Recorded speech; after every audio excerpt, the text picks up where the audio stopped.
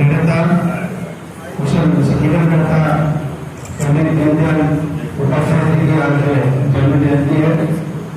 इस अवसर पर सरदार पटेल मंडल आयोजित है। उस कार्यक्रम में यहाँ उपस्थित हमारे शहर जिला के यशस्वी कर्मशील अध्यक्ष आदरणीय श्री रविंद्र सिंह माली साहब, हमारे ग्रामीण के लोकप्रिय और निरंतर जनता के बीच रहने वाले, इसे हमारे भाजपा शहर जिला के यशस्वी जिलाध्यक्ष आदरणीय रविंद्र सिंह साहब।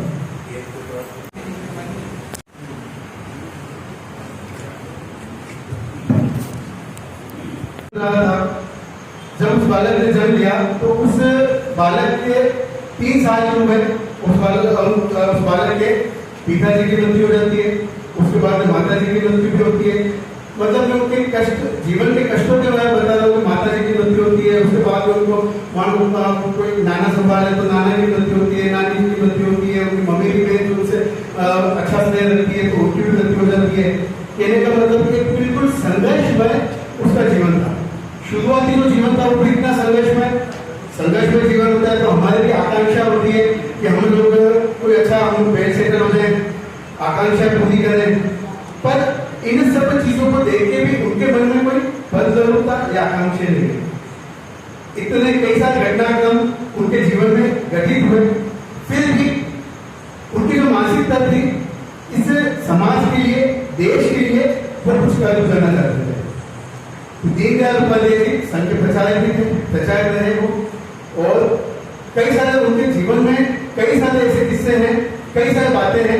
आज जो भारतीय जनता पार्टी का जो कटक से लेके कन्याकुमारी तक, कटक से लेके कटक तक, कन्याकुमारी, पूरे देश के चारों कोनों में अधिकतर स्टेटों में जो सरकार बनी है, वो आज जो पंडित दीनदयाल उपाध्याय जी ने हमें जो एकात्म मानववाद का जो विचारधारा दी, हमें जो किसी एकात्म मानववाद से अंत्योदय की भावना दिखी, उन्हीं चीजों को लेकर भारतीय जनता पार्टी उस विचारधारा को बनी रही। उस विचारधारा की वजह से भारतीय जनता पार्टी आज इस भारतीय जनता पार्टी के पूरे देश के अंदर सबसे ज्यादा सांसद है, सबसे ज्यादा विधायक है, सबसे ज्यादा निकाय में हमारी सरकार है, सबसे ज्यादा ग्रामीण क्षेत्रों में हमारी सरकार है। और उसके पीछे कारण क्या था? कांग्रेस को पार्टी में बैठना बहुत बड़ी बात।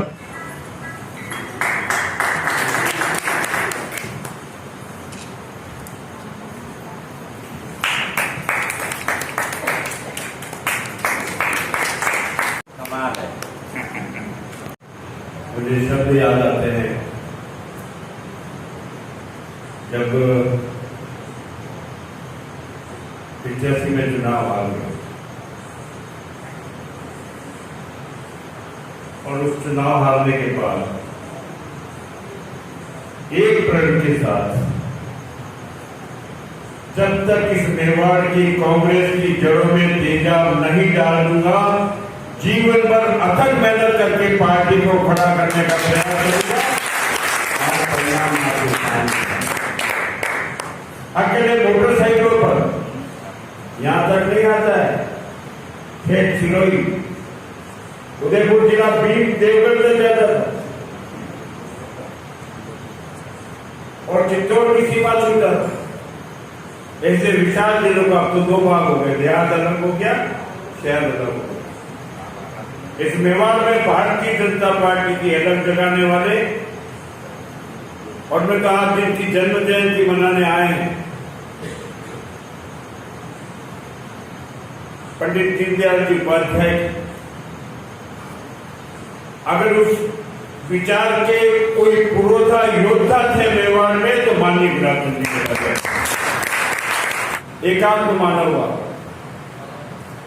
जिस तरह से देश में मूल 2 विचार, पूरे विश्व में 2 विचारधाराएं थी, पूंजीवाद या समाजवाद। पूंजीवाद में व्यक्ति महत्वपूर्ण हो जाता था, समाज गौण हो जाता था, राष्ट्र गौण हो जाता था। पूंजीवाद के दम पर वो जो लोग मनमानी करते थे वो मनमानी करते थे। समाजवाद में राष्ट्र गौण हो जाता था, व्यक्ति गौण हो जाता था। असमानता है। पूरे विचारधाराओं को पढ़ा उसके बाद में जो चिंतन आया उसमें यह एकात्म मानववाद आया,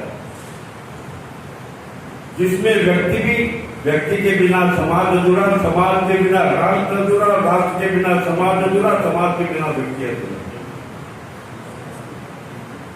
और उससे भी ऊपर उठकर व्यक्ति, समाज और राष्ट्र के साथ पूरा विश्व और व्यक्ति की समाप्ति तक जब तक व्यक्ति काम करेगा, इस तरह से काम करेगा तो वो एकात्म मानववाद, उसमें न व्यक्ति बढ़ा, न समाज बढ़ा, न राष्ट्र बढ़ा, सब एक रूप में कहीं न कहीं एक दूसरे के पूरक हैं, उस माध्यम से काम करते हैं।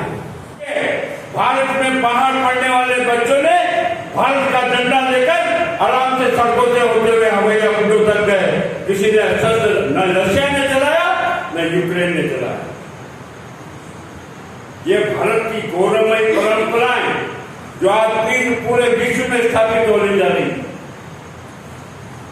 आज वह परंपरा हम और आप, हमने तो सपना संजोया था। हम जानते नहीं थे कि हम कब रात देखेंगे, हम कब जो अपना सपना है, लोग बाग हमारी मजाक उड़ाया करते थे, अरे ये पागल हैं, भारतीय जनता पार्टी वाले पागल हैं, ये बीजेपी वाले पागल हैं, ये क्या पागलों जैसे मांग करते हैं राम मंदिर का निर्माण करेंगे। और 1958 जब से भारतीय जनसंघ की स्थापना हुई है, तब से लेकर आज तक, जब तक ये धारा 370A नहीं हुई, भारतीय जनता पार्टी के राष्ट्रीय अधिवेशन में कोई अधिवेशन नहीं किया जिसमें 370 के खिलाफ प्रस्ताव नहीं दिया गया। कितने सालों से मांग कर रहे हैं, करेपन से हम मांग कर रहे हैं कि धारा 370 धोखा है, धक्का मारो धोखा है। हर बार चुनाव में हम यही नारे लगाते, सड़कों पर निकलते तो ये नारे लगाते थे कि 370 से देश को मुक्त कराएंगे, भारतीय जनता पार्टी का जब शासन आएगा। और जैसा गुलाब की पैसा कहते हैं, आदर्श शक्ति तो कोई है, क्योंकि 2/3 बहुमत लोकसभा में, 2/3 बहुमत राज्यसभा में, लेकिन ईश्वर की रचना देखिए, हम राज्य की कल्पना नहीं करते थे, लेकिन 370 के हमने 2/3 बहुमत के आधार पर लोकसभा में इस बिल को पास कराया, 2/3 बहुमत के आधार पर राज्यसभा में इस बिल को पास कराया, और 2/3 बहुमत के आधार पर हिंदुस्तान की विधानसभा में यह प्रस्ताव पास किया। आपने और हमने खुलकर देखा है, जिस बात के लिए हमारी मजाक उड़ाई जाती थी, जिस बात के लिए हंसी उड़ाई जाती थी, लोग कहते थे 370 हटेगी कत्लेआम मच जाएगा, लेकिन हमने अपनी खुली आंखों से देखा है, धारा 370 इस देश के संविधान में हटाई गई, उसका संशोधन हुआ, खून का एक कतरा भी हिंदुस्तान की जमीन ने नहीं पड़ने दिया। ये पंडित दीनदयाल के उपाध्याय के विचारों की देन है कि हमने 370 को भी समाप्त, भव्य मंदिर बनाएंगे, फिर भी बात चली तो कैसी पागलों जैसी बात कर रहे हैं। मैंने बताया ना कितनी जटिल प्रक्रिया है लोकसभा, उसके बावजूद भी आज राम मंदिर का निर्माण प्रशस्त हुआ। हिंदुस्तान के किसी कोर्ट में 40 दिन तक लगातार सुनवाई नहीं हुई। देश के प्रधानमंत्री ने आदेश दिया कि 40 दिन तक लगातार सुनवाई करो।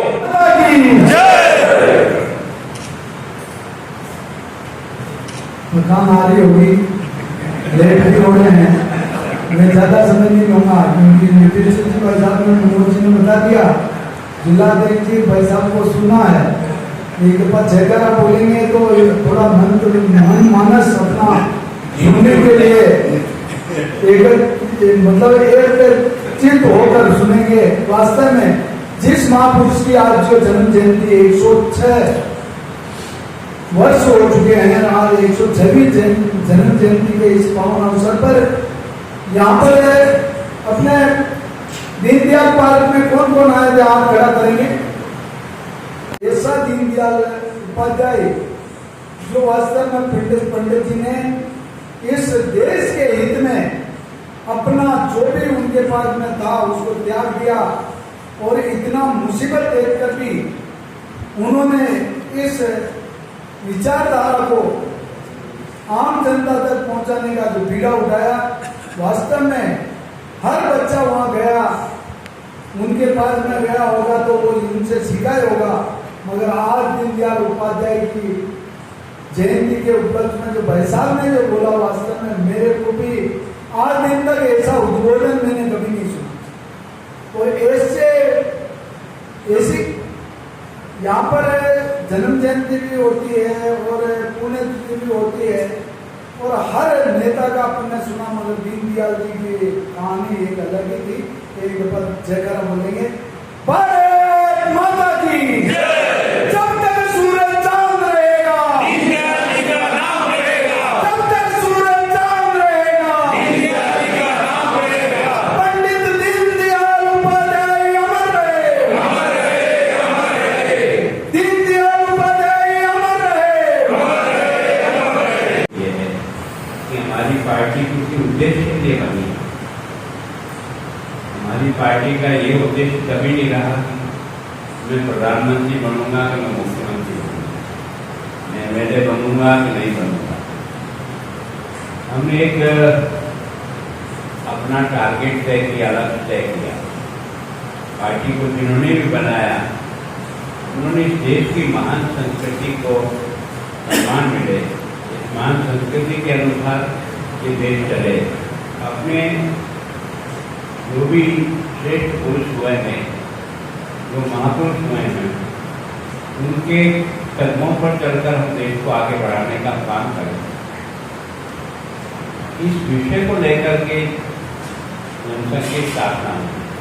अगर राज करने का ही तो कई बार मन में आता है कि हमको तो राज करना ही, अगर राज करना होता तो डॉक्टर श्यामा प्रसाद मुखर्जी उस समय उद्योग मंत्री थे, जो छोड़ते नेहरू जी के सामने खड़े होकर के, उस समय नेहरू जी की तो हाइट बहुत ऊंची थी, उसके सामने खड़े होकर बोलना भी, तो उन्होंने कोई MP MLA बना।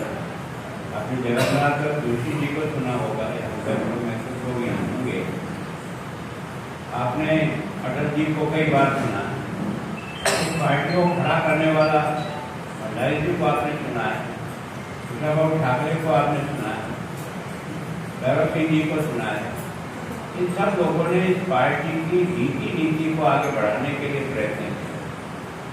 परिणाम क्या आएगा इसकी कभी चिंता नहीं, और इसीलिए हमारी यात्रा सफलता की ओर इसलिए गई कि हमारा सोच देश, हमारा सोच व्यक्ति ने, हमारे यहाँ बलराज मधोकी जैसा बहुत प्रभावी व्यक्ति आया।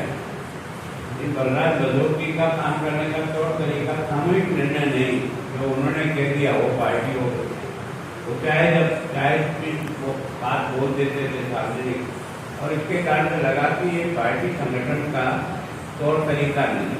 कोई भी बात अगर तय करें तो सामूहिक बैठ करके चर्चा करें, तय करें और फिर उसके आधार पे अपना विचार रखें। तो उसके कारण से मधोकी को जनसंघ छोड़ के जाना पड़ा। हमारे कई लोग इस पार्टी में आए और चले भी गए।